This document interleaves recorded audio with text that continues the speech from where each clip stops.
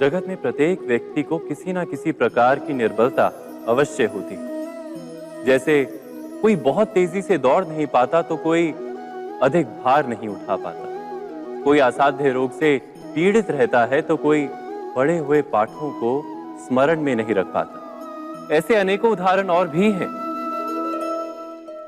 क्या आप किसी ऐसे व्यक्ति को जानते हैं जिसे सब कुछ प्राप्त हो और हम जीवन की उस एक निर्बलता को जीवन का केंद्र मानकर जीते हैं? इस कारणवश हृदय में दुख और असंतोष रहता है सदा। निर्बलता मनुष्य को जन्म से अथवा संजोग से प्राप्त होती है, किंतु उस निर्बलता को मनुष्य का मन अपनी मर्यादा बना लेता है।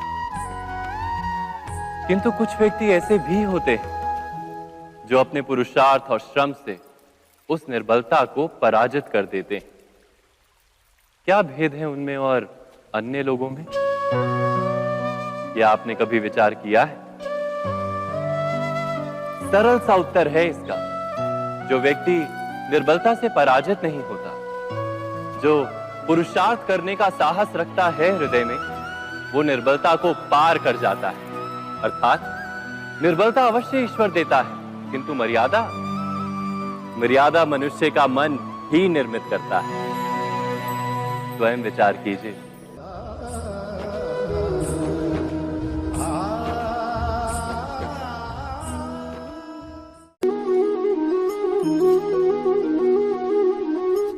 भविष्य का दूसरा नाम है संघर्ष।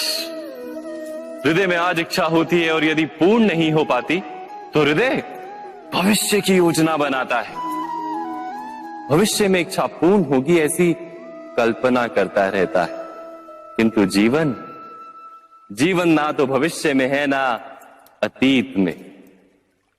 जीवन तो इस क्षण का नाम है, अर्थात इस क्षण का अनुभव ही जीवन का अनुभव। पर हम ये जानते हुए भी इतना सा सत्य समझ नहीं पाते। या तो हम बीते हुए समय के स्मरणों को घेर कर बैठे रहते हैं, या फिर आने वाले समय के लिए हम योजनाएं बनाते रहते हैं और जीवन जीवन बीत जाता है। एक सत्य यदि हम हृदय में उतार लें कि ना हम भविष्य देख सकते हैं, ना ही भविष्य निर्मित कर सकते हैं, हम तो केवल धैर्य और साहस के साथ भविष्य को आलिंगन दे सकते हैं, स्वागत कर सकते हैं भविष्य का। तो क्या जीवन का हर पल जीवन से नहीं भर जाएगा? स्वयं विचार कीजिए।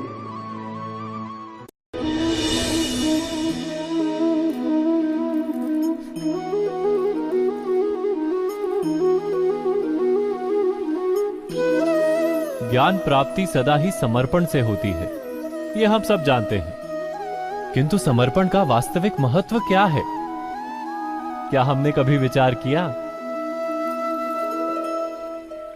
मनुष्य का मन सदा ही ज्ञान प्राप्ति में विभिन्न बाधाओं को उत्पन्न करता है।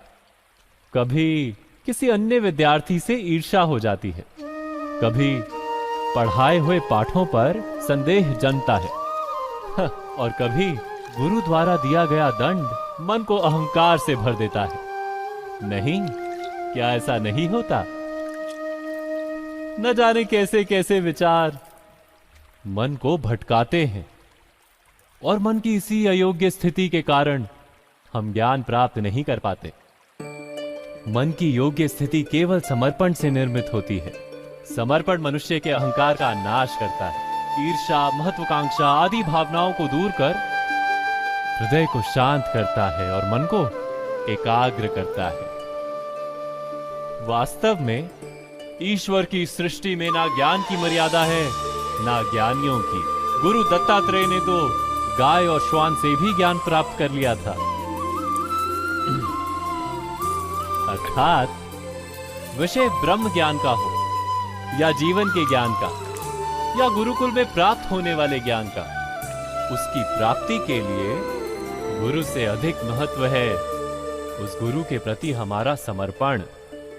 क्या यह सत्य नहीं?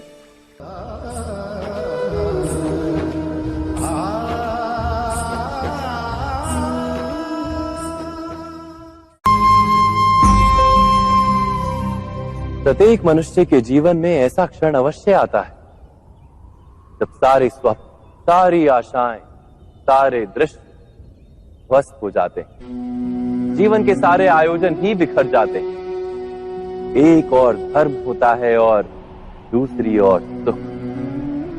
इसी को धर्म संकट कहते हैं। जब धर्म का वहन ही संकट हो और धर्म का त्याग ही सुख हो। विचार कीजिए, कभी किसी स्वजन के विरुद्ध सत्य बोलने का अवसर प्राप्त हो जाता है, कभी ठीक दरिद्रता के समय सरलता से चोरी करने का मार्ग प्राप्त हो जाता है, कभी किसी शक्तिशाली राजनेता या राजा के कर्मचारी का अधर्म प्रकट हो जाता है। सबके जीवन में ऐसी घटना बनती ही रहती है। अधिकतर लोग ऐसे किसी क्षण को धर्म संकट के रूप में जान ही नहीं पाते। हमें किसी प्रकार के संघर्ष का अनुभव ही नहीं होता। सहजता से सुख की ओर खींचे चले जाते हैं, जैसे मक्खी गुड़ की ओर खींची चली जाती। वास्तव में धर्म संकट का क्षण ईश्वर के निकट जाने का क्षण होता है। यदि हम संघर्षों से भयभीत ना हो, सुख की ओर आकर्षित ना हो, अपने धर्म पर दृढ़ रहे, तो ईश्वर का साक्षात्कार दूर नहीं।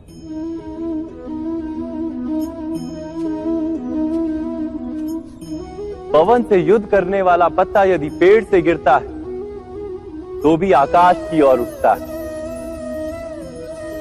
पवन से झुकने वाली घास वहीं भूमि पर रह जाती है। अर्थात धर्म संकट से यदि हम संकट को ही टाल दें तो सुख तो मिलता है, जीवन बढ़ता है, किंतु क्या चरित्र नहीं टूटता? क्या आत्मा दरिद्र नहीं हो जाती? क्या ईश्वर से अंतर नहीं हो जाता? स्वयं विचार कीजिए। दो व्यक्ति जब निकट आते हैं तो एक दूसरे के लिए सीमाएं और मर्यादाएं निर्मित करने का प्रयत्न अवश्य करते हैं। हम यदि सारे संबंधों पर विचार करें तो देखेंगे कि इन सारे संबंधों का आधार यही सीमाएं हैं जो हम दूसरों के लिए निर्मित करते हैं। और यदि अनजाने में भी कोई अन्य व्यक्ति इन सीमाओं को तोड़ता है तो उसी क्षण हमारा हृदय क्रोध से भर जाता है। इन सीमाओं का वास्तविक रूप क्या है? क्या हमने कभी विचार किया? सीमाओं के द्वारा हम दूसरे व्यक्ति को निर्णय करने की अनुमति नहीं देते। अपना निर्णय उस व्यक्ति पर थोपते हैं, अर्थात किसी की स्वतंत्रता का अस्वीकार करते हैं हम। और जब स्वतंत्रता का अस्वीकार किया जाता है तो उसका हृदय दुख से भर जाता है। और जब वो सीमाओं को तोड़ता है तो हमारा हृदय क्रोध से भर जाता है। क्या ऐसा नहीं होता?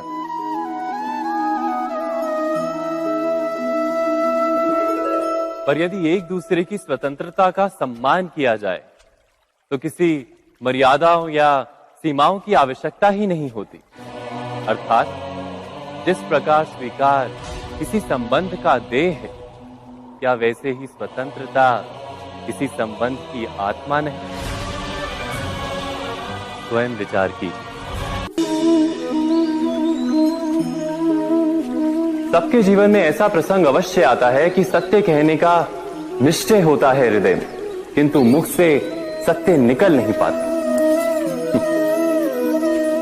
कोई भय मन को घेर लेता है। किसी घटना अथवा प्रसंग के बारे में बात करना या फिर स्वयं से कोई भूल हो जाए उसके बारे में कुछ बोलना, क्या ये सत्य है? नहीं, ये तो केवल तथ्य है। अर्थात जैसा हुआ था वैसा केवल बोल देना सामान्य सी बात है। किंतु कभी कभी उस तथ्य को बोलते हुए भी भय लगता है। कदाचित किसी दूसरे की भावनाओं का विचार आता है मन। दूसरे को दुख होगा ये भय भी शब्दों को रोकता है। तो ये सत्य क्या है? क्या हमने कभी विचार किया है?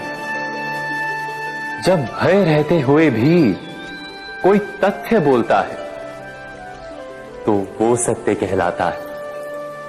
वास्तव में सत्य कुछ और नहीं, केवल निर्भयता का दूसरा नाम है। और निर्भय होने का कोई समय नहीं होता, क्योंकि निर्भयता आत्मा का स्वभाव है। अर्थात क्या प्रत्येक क्षण सत्य बोलने का क्षण नहीं होता?